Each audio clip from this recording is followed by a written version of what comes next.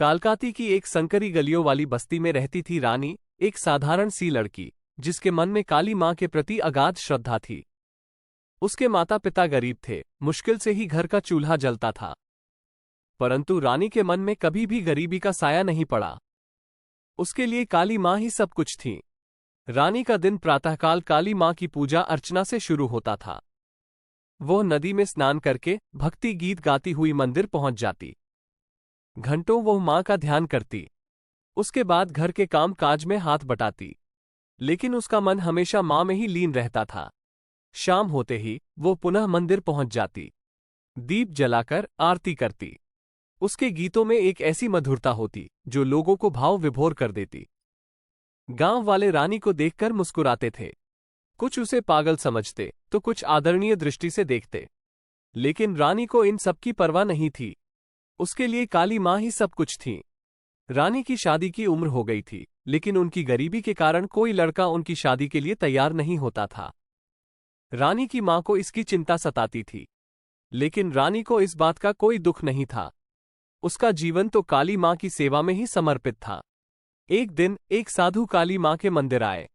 उन्होंने रानी की भक्ति देखकर प्रभावित हुए। उन्होंने रानी से कहा, हे पुत्री, तेरी भक्ति अटल है। काली माँ प्रसन्न है तुझ पर। रानी ने साधु के चरणों में प्रणाम किया। साधु ने आगे कहा, लेकिन तेरी माँ की चिंता का समाधान भी करना होगा। रानी ने कहा, मैं काली माँ पर भरोसा रखती हूँ, वो मेरी रक्षा करेंगी। साधु ने मुस्कुराते हुए कहा, ठीक है पुत्री, काली माँ की इच्छा ही होगी। कुछ दिनों बाद एक अमीर व्यापारी रानी के घर आया। उसने रानी की सुंदरता देखकर उससे शादी करने की इच्छा जताई। व्यापारी ने बहुत पैसा और संपत्ति का लालच दिया, लेकिन रानी ने साफ इनकार कर दिया। व्यापारी निराश होकर चला गया। रानी की माँ बहुत दुखी हुई। उन्होंने रानी से कहा, बेटी, तेरी जिंदगी बर्बाद हो जाएगी। इस तरह तो तू कुंवारी ही रह जाएगी। रानी ने अपनी माँ को समझाया, माँ, मेरा जीवन काली माँ की सेवा में समर्पित है, मैं खुश हूं। रानी की माँ ने कुछ नहीं कहा, लेकिन उनके मन में चिंता थी। एक रात एक भयंकर आग लगी। रानी का घर जलकर राख हो गया। सारा सामान जल गया। रानी और उसकी माँ बेघर हो गईं। रात की ठंड में दोनों माँ बेटी सड़क पर आ गईं। रानी ने काली माँ का स्मरण किया और शांत रही। उसकी माँ बहुत दुखी हुई, लेकिन रानी ने कहा, माँ, काली माँ हमारी रक्षा करेंगी। रानी और उसकी माँ सड़क पर थीं, बेघर, बेसहारा। लेकिन रानी के चेहरे पर कोई डर नहीं था। उसकी आंखों में काली माँ की ही छवि थी। वो माँ को दिलासा देती रही, माँ, डरो मत, काली माँ हमारी रक्षा करेंगी। कुछ दिन बीते। रानी और उसकी माँ ने कई कष्ट सहे, भूख, प्यास, ठंड का सामना किया, लेकिन रानी की आस्था कभी कम नहीं हुई। वो हर रात काली माँ की पूजा करती, उनके सामने अपनी व्यथा कहती। एक दिन एक अद्भुत घटना घटी। रानी के सपने में काली माँ आए। उन्होंने रानी को कहा, हे पुत्री, तेरी भक्ति से मैं प्रसन्न हूं।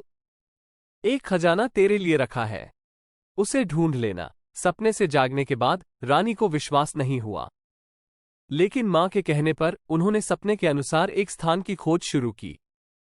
कई दिनों की खोज के बाद उन्हें एक पुराने मंदिर के नीचे एक खजाना मिला। खजाने से मिली धनराशि से रानी ने एक छोटा सा घर बनवाया।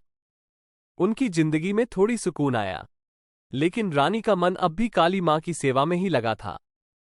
उन्होंने अपने घर के एक कमरे को काली माँ के मंदिर के रूप में सजाया। रोज सुबह शाम पूजा अर्चना करने लगी। धीरे धीरे लोगों को उनके बारे में पता चला।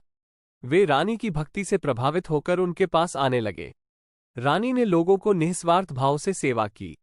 भूखे को भोजन, बीमार को दवा और दुखी को सांत्वना देती। लोग उसे काली माँ का अवतार मानने लगे। रानी की ख्याति दूर दूर तक फैल गई। लोग दूर दूर से आकर उनसे आशीर्वाद लेने लगे, लेकिन रानी वही सादी, सरल रानी बनी रही। एक दिन एक बड़ा संकट आया।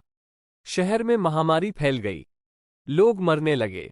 डर का साया पूरे शहर में छा गया। रानी ने हिम्मत नहीं हारी। वह काली माँ की शरण में गई। उन्होंने दिन रात काली माँ की पूजा की, लोगों को दिलासा दिया, बीमारों की सेवा की। कुछ दिनों बाद एक चमत्कार हुआ।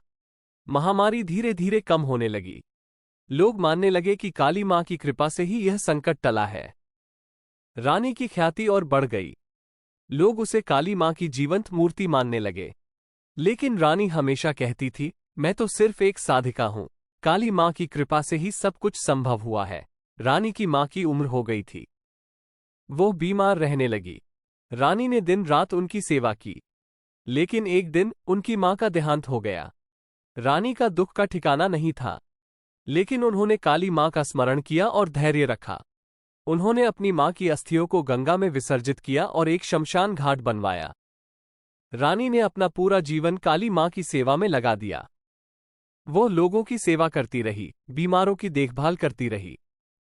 एक दिन रानी की भी तबीयत बिगड़ने लगी। वो बिस्तर पर पड़ गई। लेकिन उनके चेहरे पर शांति थी। आखिरी सांस लेते हुए उन्होंने काली मां का नाम लिया और वह काली मां के चरणों में समा गई। रानी के जाने के बाद पूरा शहर शोक में डूब गया।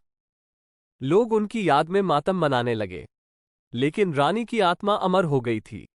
उनकी भक्ति की कहानी सदियों तक लोगों को प्रेरित करती रही। रानी के नाम पर एक मंदिर बनवाया गया। लोग आज भी वहां जाकर उनकी पूजा करते हैं और काली मां की कृपा पाने की कामना करते हैं। इस तरह एक गरीब बस्ती की एक साधारण सी लड़की ने अपनी भक्ति के बल पर एक युग का निर्माण किया। उसकी कहानी आज भी लोगों को प्रेरित करती है।